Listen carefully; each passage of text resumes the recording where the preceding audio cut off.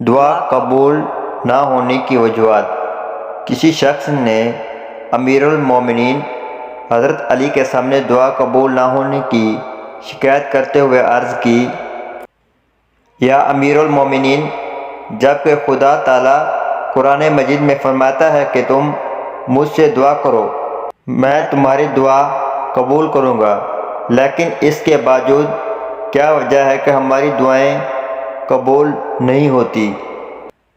امیر المومنین علیہ السلام نے اس کا جواب ارشاد فرمایا، تمہارے دل و دماغ نے 8 چیزوں میں خیانت کی ہے جس کی وجہ سے تمہاری دعا قبول نہیں ہوتی۔ تم نے خدا کو پہچان کر اس کا حق معرفت ادا نہیں کیا، اس لیے تمہاری معرفت نے تمہیں کوئی فائدہ نہیں پہنچایا۔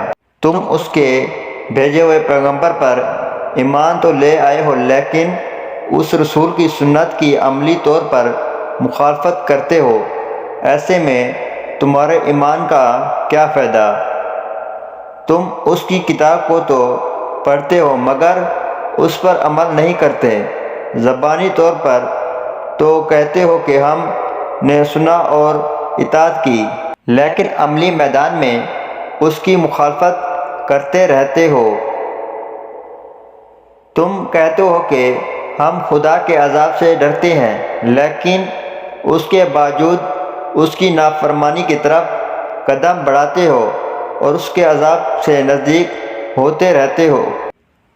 تم کہتے ہو کہ ہم جنت کے مشتاق ہیں، حالانکہ تم ہمیشہ ایسے کام کرتے ہو جو تمہیں اس سے دور لے جاتے ہیں۔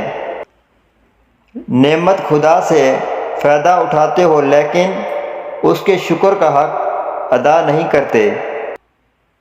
اس نے تمہیں حکم دیا ہے کہ شیطان سے دشمنی رکھو، تم شیطان سے دشمنی کا دعویٰ تو کرتے ہو لیکن عملی طور پر اس کی مخالفت نہیں کرتے۔ تم نے لوگوں کے عیب اپنا نصب العین بنا رکھا ہے اور اپنے عیب کو مڑ کر بھی نہیں دیکھتے۔